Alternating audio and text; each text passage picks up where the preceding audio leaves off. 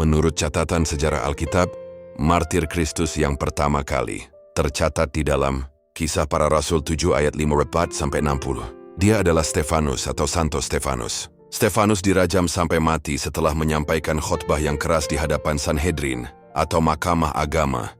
Stefanus menyampaikan sejarah kehidupan orang Israel dan bagaimana mereka memperlakukan para nabi ataupun orang-orang utusan Allah yang menyampaikan teguran atau firman Tuhan bagi mereka.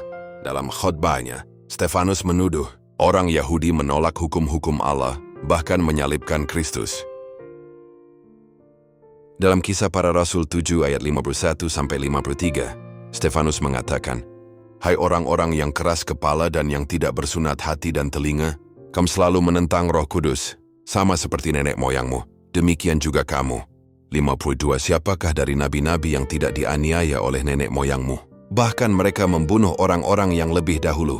Memberitakan tentang kedatangan orang benar, yang sekarang telah kamu khianati dan kamu bunuh.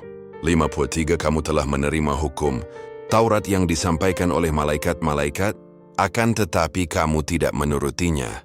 Khotbah tersebut sangat menusuk hati para pemuka agama yang hadir saat itu. Kisah Para Rasul 7 ayat 54 mengatakan, ketika anggota-anggota Mahkamah Agama itu mendengar semuanya itu, sangat tertusuk hati mereka. Maka mereka menyambutnya dengan gertakan gigi. Para pemuka agama sangat marah, dan mereka menyeret Stefanus dan membawanya keluar kota. Tetapi di dalam penderitaannya, Stefanus malah mendapatkan penglihatan dan penguatan dari Tuhan.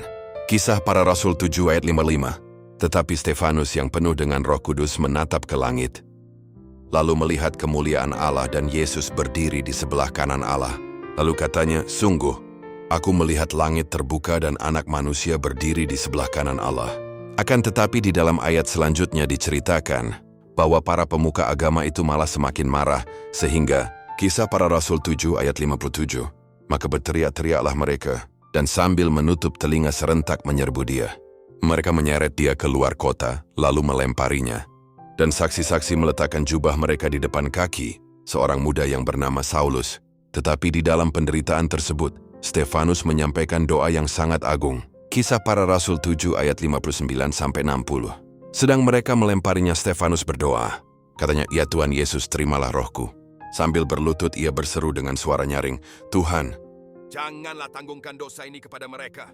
Dan dengan perkataan itu meninggallah ia. Dalam penderitaan dan akhir hidupnya, Stefanus menyampaikan doa pengampunan bagi para penganiayanya. Adakah ajaran di dunia ini yang mengajarkan pengampunan bagi orang yang sedang menganiaya, bahkan mau membunuhnya?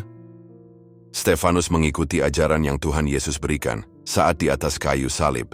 Lukas 23 ayat 34 Yesus berkata, ya Bapa, ampunilah semua mereka sebab mereka tidak tahu apa yang mereka perbuat. Itulah martir Kristus yang pertama, yaitu Santo Stefanus yang menyerahkan hidup dan nyawanya. Kebenaran apakah yang kita dapat simpulkan dari kisah Stefanus sang martir Kristus? Ada dua hal penting yang bisa kita ambil sebagai pelajaran dalam kisah ini. Pertama, jika Injil atau Alkitab orang Kristen itu palsu dan hasil karangan para murid Yesus, maka adakah orang yang rela mati demi mempertahankan sebuah kebohongan? Yang kedua, keuntungan materi apakah yang para murid dapatkan dari kebohongan tersebut? Bukankah mereka malah menderita, bahkan mati secara tersiksa demi iman mereka?